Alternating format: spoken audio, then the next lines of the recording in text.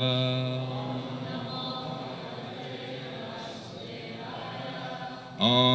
Namo Bhagavate Vasudevaya.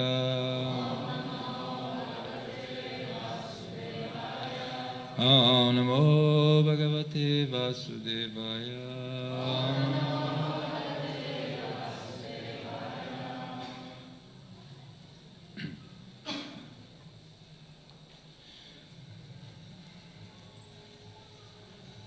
So reading Srimad Bhagavatam, Canto 6, Chapter 17, verse number 33. The chapter is called Madha Parvati curses Chitraketu. So let's do the verse.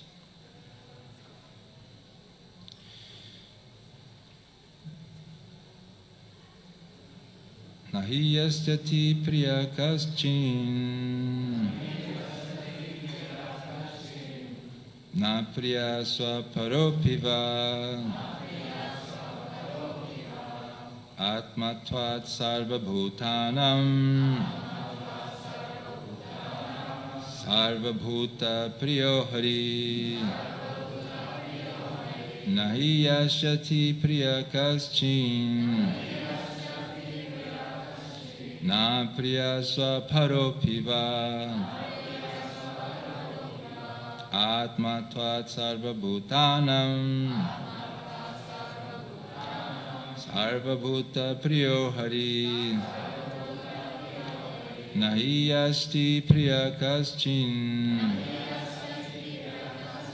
na priya sarvaparopiva atmatvat sarvabhutanam sarvabhuta priyo hari.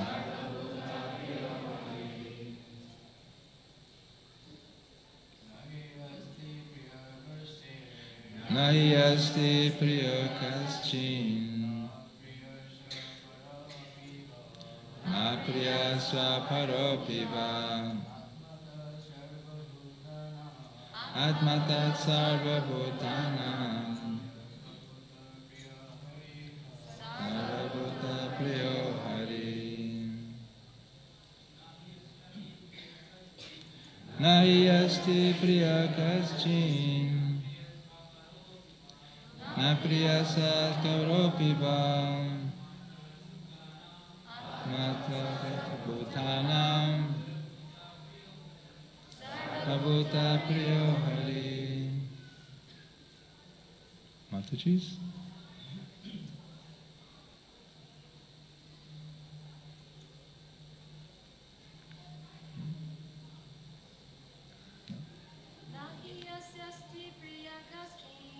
Nasyasti Priya Kaschin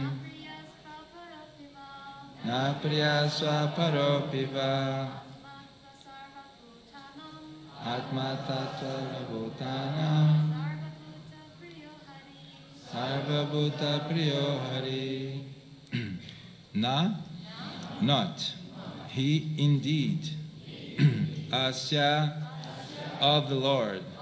Asti, there is. Priyaha, very dear. Kaschit, anyone. Na, nor. Apriyaha, not dear.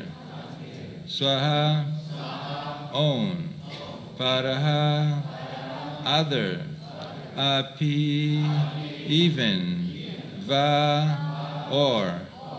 Atmatvat, due to being the soul of the soul. Sarvabhutanam, of all living entities. Sarvabhuta, to all living entities. Priyaha, very, very dear. Hari, Lord Hari. So the translation is like this by Srila Prabhupada. He holds no one as very dear and no one as inimical. He has no one for his own relative, and no one is alien to him. He is actually the soul of all living entities. Thus, he is the auspicious friend of all living beings, and is very near and dear to all of them. Let's repeat such a beautiful verse. He holds no one as very dear, and no one as inimical. He has no one for his own relative, and no one is alien to him. He is actually the soul of all living entities. Thus, he is the auspicious friend of all living beings, and is very near and dear to all of them. The purport, Srila Prabhupada says,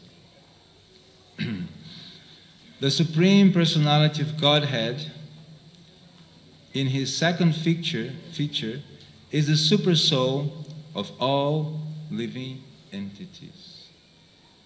As one self is extremely dear, the super soul of the self is still more dear. No one can be the enemy of the friendly super soul, who is equal to everyone. Relationships of dearness or enmity between the Supreme Lord and the living beings are due to the intervention of the material illusory energy. Because of the three modes of material nature, I'll say again. Because the three modes of material nature intervene between the Lord and the living beings, these different relationships appear. Actually, the living entity, in his pure condition, is always very near and dear to the Lord, and the Lord is dear to him. There is no question of partiality or enmity. He holds no one as very dear and no one as inimical. He has no one for his own relative, and no one is alien to him. He is actually the soul of all living entities. Thus, he is the auspicious friend of all living beings, and is very near and dear to all of them. Om Ajnana Timirandasya Jnana Shavakaya Chakshur Anmilitan Jena Tasmae Shri Gurave Namaha. Vanchakalpa Tarubhyascha Kripa Sindhubhya Evacha Patitanam Pavanebhyo Vaishnavibhyo Namo Namaha. Jaya Shri Krishna Chaitanya Prabhu Nityananda Shri Advaita Gadadhar Shivasadi Gaura Bhakta Vrinda.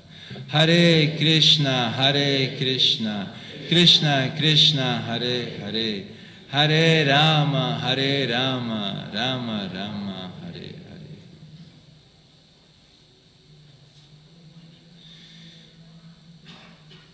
So thank you very much for one more opportunity to share with you some humble realizations which we get along the road as we hear to different realized souls. As I usually say, I'm just a student, so if I do make mistakes, please correct me. This verse is an important verse, as all the verses of Srimad Bhagavatam are important verses. But here, there is a very important information. If we follow the line of thought, this great king had no sons, and he did lots of austerities to have a son, and he discovered what the material nature has for us. When his beloved son came, there was such an enmity in his castle, in his palace, which led to the murder of his son. and not being satisfied with that situation, he really prayed and was instructed by great sages like Narada. And in those instructions, he came to understand his position. And he came to meet the Supreme Lord. And as a blessing, he's traveling around in this incredible airplane. No apartment in the three worlds could match that plane. So opulent, could go anywhere. And it so happened he was going through Mount Meru. And he happened to see Lord Shiva. Lord Shiva, a great Vaishnava, pure devotee.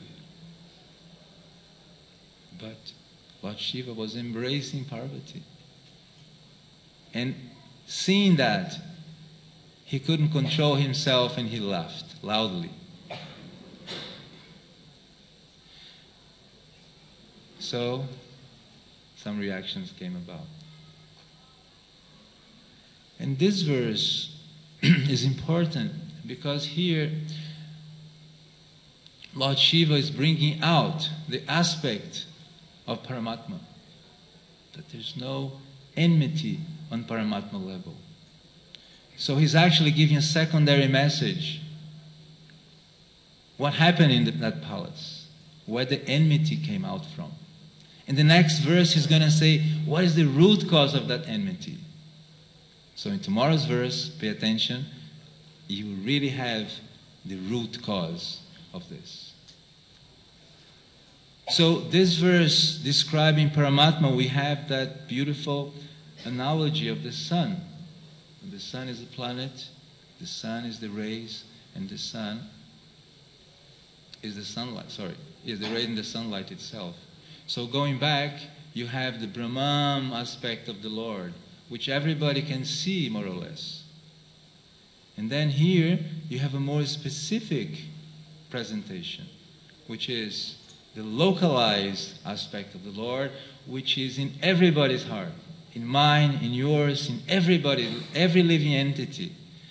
Whether you blaspheme the Lord, whether you have a left wing, right wing, whatever wing, the Lord remains. He does not abandon you.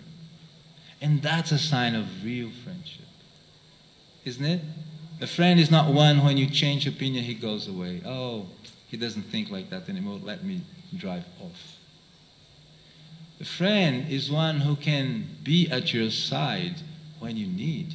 So that is what Paramatma is all about. He's the dearest friend because he can understand what's going on inside us. And there was a beautiful class this week by Subhag Maharaj when he was asking us to make a quick survey within ourselves every Ekadashi.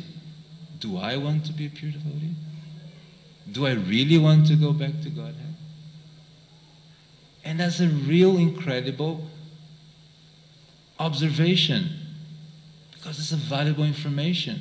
We get on with our daily lives, with our daily affairs, with our circular thoughts, and we can't get loose of them. We keep thinking about them day and night. Be it a managerial issue, be it a housing issue, be it an ashram issue, they get circular on our mind. And then some realized soul comes and says, hey, make this survey. Check out. Are you really desiring that? So that's very valuable. That's a very valuable piece of association. There was a moment in my life when I was very fortunate to be in Brazil, and His Holiness Japataka Maharaj was visiting us in a beautiful city called Natal. The city is almost close to the celestial planets with palm trees and mango fruits and jackfruits and the beach, white sand, most desert beaches. It's so beautiful to be there. He was there, and he was talking about this.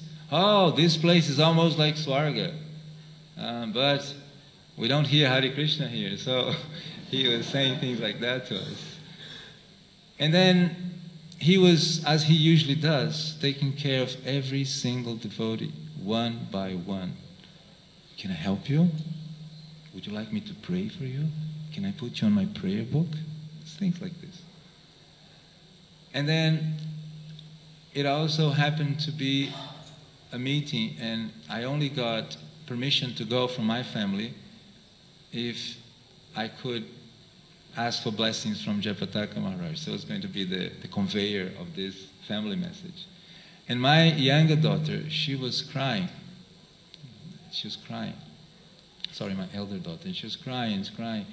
And then she was saying, it's not fair, I can't go because I can't ask Jayapataka Maharaj to be a pure devotee. And then I had to promise her that I would ask him and tell him that this young girl was crying because she was worried that she wouldn't have a chance to ask him to be a pure devotee.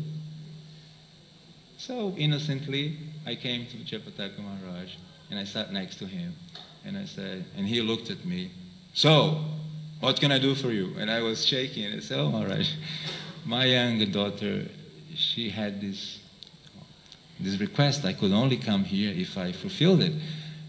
And then I told him. And he stood up and he left the room. And what did I say wrong? And I was, my God, I didn't know what to do. So I went around the room and I didn't know. I felt very embarrassed to have said that. And then there was like a whole room of devotees in the room. And I was walking, still a little shy with what had happened. And then Jayapataka Maharaj puts the arm here and says, Haribol! This devotee and his daughter want to be pure devotee. Come on everybody, Haribol, Haribol. And I was shocked and I was almost, I don't know what to say. I wanted to disappear. So I just brought this because this shows the heart of those who have crossed the border and are beyond this enmity level. And that's what Paramatma is doing. Paramatma is there in our heart, fulfilling all our desires. But then you might oppose, wait a minute, I was desiring so much this thing, this car, this house, this husband, and it didn't come. So how do you explain that? How do you reconcile that Paramatma is giving me everything? What is this about? What we don't realize is that a desire is not the only sun. A desire is like a forest. Desire is like the roots of a tree, very intricate. One desire leading to another, connecting to another. And it's a whole network of desires, like a tree, all connected, talking to each other. Hey, what about this? Hey, what about that? Hey, they're all talking inside. So you were thinking, oh, my desire is that one, but you couldn't see the whole picture. So actually Krishna is giving us everything we want, but we are not aware what we want. We don't know what is what we want. So in that level of our polluted consciousness, so many desires are working, and we don't know what we're asking. But when we approach the Lord, He can see the whole picture. So He gives it to us. And all of a sudden, there was a beautiful pro in Radhika Nagar's class. And he said, all of a sudden, Prabhu, I'm sorry. We're too intimate, so I'm sorry for the intimacy. And all of a sudden, you cry, he said, in the end of his class. I thought it was very beautiful, because you see how the Lord has gone through your life in the minimal details, and it makes so much sense. Only someone who really loved you dearly and deeply could come to that point of work and endeavor. And that is a realization. Now, so that's one aspect of Krishna. Now for the demons, they have a complete different idea. In 7th chapter, Hiranyakashipu is saying, oh Krishna, 7.2, 7.8. He's saying, you're like a restless child. You say you are equal to everyone, but here you are favoring the demigods. So what is this? Actually, we're going to kill you because you're such a, restless child, And Prabhupada explains beautifully in the purport that that's because the demons, they can never understand Krishna. But Krishna is giving everything to everyone. And the analogy given is like the rain. It's raining everywhere, on the ocean. It's raining on your garden, on our garden, in everybody's garden. But some gardens are ready and some have only weeds, so only the weeds grow. So the demons are like that. They will never turn to Krishna. And that is the point of the lower planetary system. Whatever situation they're in, they'll never turn to Krishna. The demigods will. Even though it's for a motivated cause, they are prakrita bhaktas, in a sense. They want a result, they want to enjoy. But they're looking at the Lord. So, for the demons, what can they see? They can see a specific desire, like when they're addressing Mohini Murti, we want the nectar, we want to be immortal and enjoy forever in this world without Krishna. And she's giving the nectar to the demigods. So right there one might say, oh, wait a minute, the Lord is not impartial, He is partial. He's giving to the demigods. But actually what the demons are asking is something which comes in a packet. I want to enjoy the material world without Krishna. And there they get it. That's what they get. All the wars, the front end of Vasuki, that's what they get. GMOs, the American government, that's what happens to them. That's what's reserved for them. That's the mentality reserved for them. And somehow we all were part of that scenery, but some innocence was there, and a very, very sincere devotee who was distributing books went there, and we got touched by the magic. Somehow the magic happened, and we touched the book, and something transformed, and here we are dedicating not only that little money we gave, but our whole lives.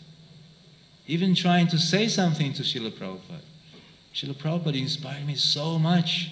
I only wish I had more space to express that love which you gave me in my first contact with you. It was so electrifying, but somehow I'd like to have more space to demonstrate how much I would like to reciprocate with your love. So Prabhupada is like that. And he's giving us opportunity. And our institution is maturing to be able to accommodate individual space to show our offering to the Lord. There's a whole change going on. And we should be aware. And we should participate. The missionary spirit is very much needed, because it's only on the missionary spirit that you can build something. Right now, I was in the managers' meeting yesterday, and they told me that we have 900 devotees working in the different departments. If we were to pay $500 to each employee, we would be running on 2,700 lakh pay bill. That's a big company. That's a big company. So if we want to run it like a company, we have to get a lot more dollars inside.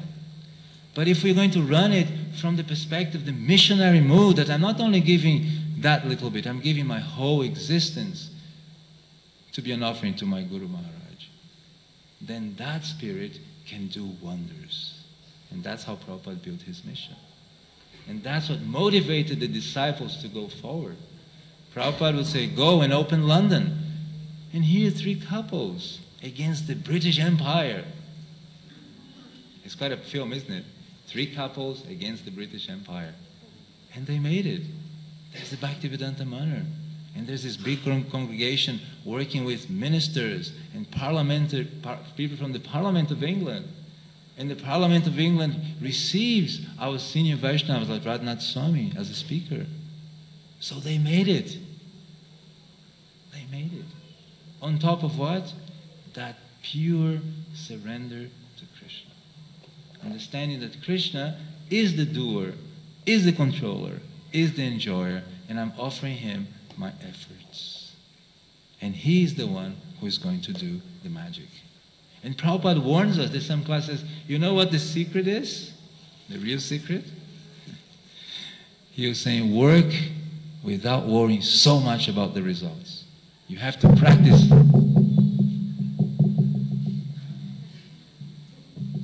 A message for myself.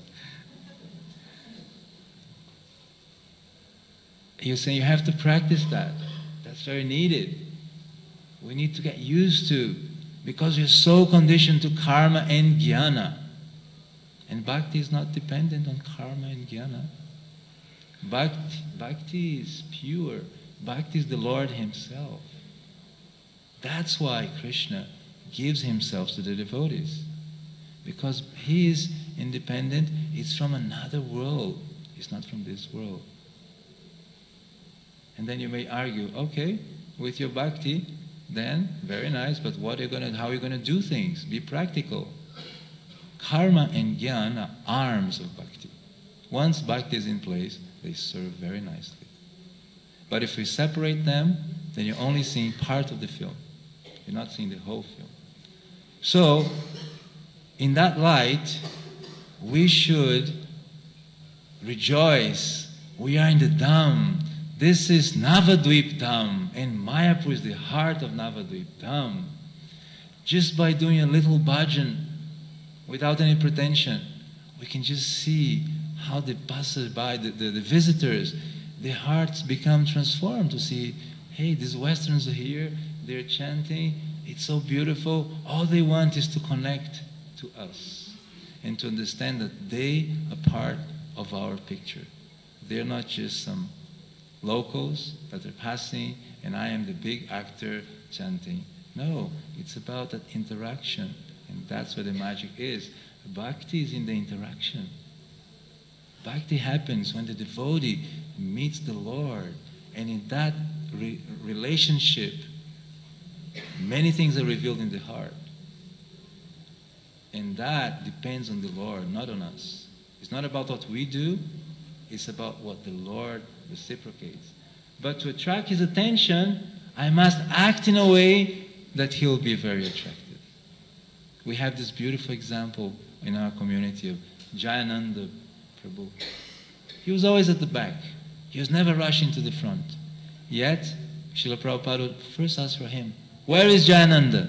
I don't see him here in the class. Call him in." So we can just see how it's working. How it's working. He's doing for his spiritual master on a platform, it's my duty, and the spiritual master is only thinking about him. And that reminds me of another point I heard in yesterday's class about Vidura. You see? Maitreya Muni was advised to deliver the message specifically to Vidura. So Vidura left. And when they met, some beautiful things happened in that conversation. Vidura could understand the dimension of the love of the Lord. And that is what transforms our heart. When we see that each one of us, is very dear to Krishna. And here the verse is saying that Paramatma is the dearest and nearest to all. Now, when you go to the Bhagavan level, then we get into these very deep scriptures with all these writings which we're describing. And Prabhupada said, don't worry, you'll get there by simply rendering service to your spiritual master. That was his message. That just by practicing, we'll get there. And we'll be able to see the pastimes which are going on in Navadvip Dham and in Sri Vrindavan Dham. That was what the Shastra says. And there was a little interesting verse in a place called Navadvip Shataka, which someone just shared with me. And I'd like perhaps to read it for you.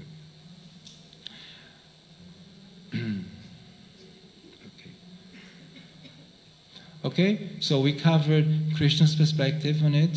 That's 929, And we've covered the demons' perspectives. That's Hiranyakashipu. We've covered Lord Shiva's perspective on it. Krishna is equal to everyone, right? Yeah, we've done that. And the reconciling verse to all of this is 4:11, when the Lord says, to the degree you surrender, I reveal myself. And that's a universal principle in all the material and spiritual creation. That's a universal truth. let's say you're a very strong materialistic person. How will your power and wealth be manifest? First through your karma, so everything is available. Then with endeavor, work, organization, good systems. So you give yourself to those and you become a very successful businessman, a banker, whatever. So to the degree you surrender to that energy reveals itself to you. Of course, the materialist is only thinking it's him doing. He cannot see the subtle functioning of the universe. But even then, he can perceive some laws which make him successful. Otherwise, he wouldn't be successful.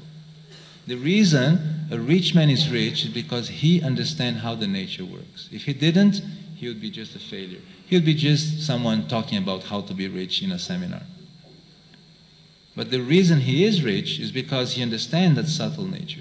So, the principle is universal. To the degree we surrender, the Lord reveals himself. So in the spiritual world, if you surrender to the Lord with an affection of a friend, he will reveal himself. And if you surrender to the Lord as a lover, he will reveal himself. So it's an eternal principle, because Krishna is everything. So for us, we have to address him in a certain point. A materialistic and a devotee simply means we are addressing our energy, our focus, our meditation in one point. And the material point is that we look at this energy, but we don't see the Lord. And spiritual means we see the Lord. That's all. And Prabhupada, he would challenge his disciples. He would take a flower and he would say, is this flower material or spiritual? And the disciples, there's a conversation with, come on, it's material energy. They couldn't say. And then someone said, Prabhupada, it was offered to the Lord, so it's spiritual. Yes. Once it's connected to the Lord and I see the relationship, it's no longer material. That's the Bhagavatam Chartus Loki. That's the second verse. If you, Krishna is everything, first verse. If you don't see that, that's what appears to be illusion. It's illusion for us because we can't see the Lord there. Right?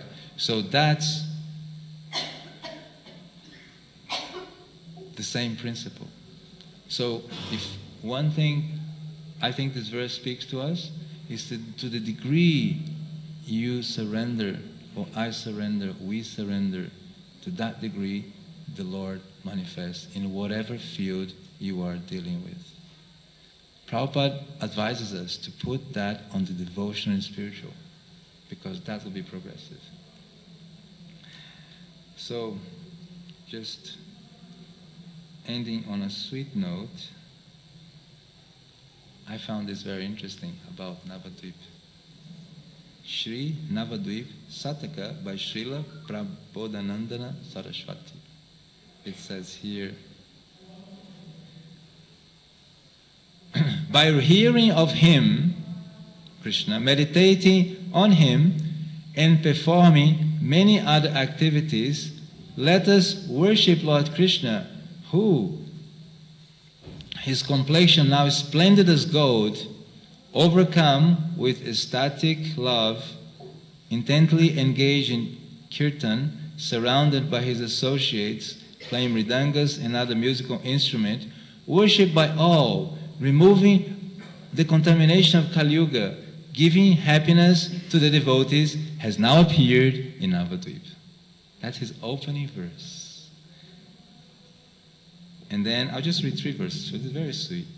It says, I offer my respectful obeisance to Navadvip, the blissful spiritual abode that Chandogya Upanishad says is a spiritual city. Did you hear that? I heard that. The Smriti Shastra says it's the abode of Lord Vishnu. Others say it's Shwetadvip, a devotee expert at testing transcendental nectar is the forest of Vraj.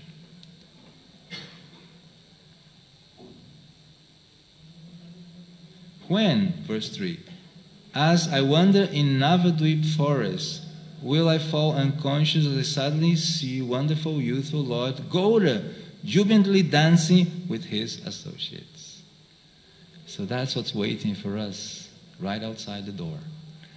We have the choice. We have the decision.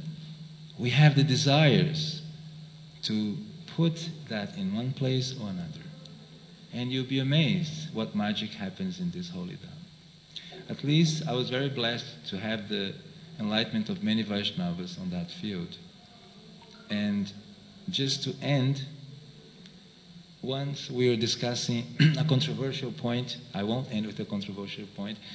The point was the city which is happening around us, which was Gaurnagar. And in a class with His Grace Jananivas Prabhu, he referred to this place as, he said, Lord Gauranga says that there will be a village around Mayapur where in every house there will be an altar. And there you are, we can see it manifest. Every house has an altar. That was his vision. And I really identified with that vision. And I started looking with different eyes my controversial point. So, thank you very much. I apologize for saying something which was not appropriate, if I did say so. And we have 3 minutes. We could go for a question or for a correction or for a comment, as you please, as you may.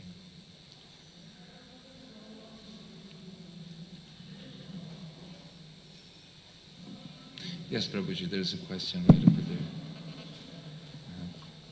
Hare Krishna. So thank you for the class. I had a question. You mentioned that Prabhupada said about just focusing on the work and not being attached to the result in that particular circumstance. But you see many times how Prabhupada, he would give his disciples tasks that they were, that were so impossible. So you see both sides. There's the nature to do the work and be detached from the result, but at the same time there is an urgency when we do services and there's projects, especially festivals like Janmashtami.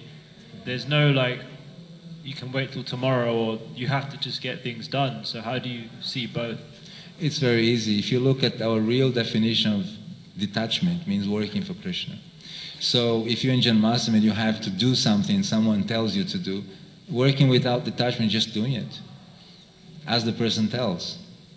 Working with attachment means I do as I think it's good. Oh, Prabhuji, I can't do that today. Can I do it tomorrow? That's the attachment part. The detachment part, it says, there's someone organizing, he says, Prabhu, take this from here, there. Yes, Prabhuji, and you do it. That's detachment. So detachment means that you do all your best, but the result comes from Krishna. I can't control the results, and I really can't. I mean, you can't control another person, it's a whole universe. How can you? But you can inspire, you can guide, and if the person is sincere and follows the plan, you see, when we think of detachment, immediately we think, no plan, take it easy, if today is not doing, tomorrow is okay. That's not detachment at all. That's convenient. Detachment means you do what you necessarily don't think is appropriate for you, but it's needed, and you do it. Right? So that's where Prabhupada is coming from. He's coming to Vrindavan and the building is not done. He's not just saying, oh, okay, Prabhuji, what's the problem? He's screaming like no one ever saw him screaming. Whoever was there remembers how it was. So you could say, how come? That's detachment. You're working for Krishna, but don't be cheated. Do it rightly, do it correctly, in the right moment, in mode of goodness. That's detachment. Right? Okay? Thank you. 30 seconds. Okay, so just have Srila Prabhupada ki jai. Grantaraj Srimad Bhagavatam ki jai.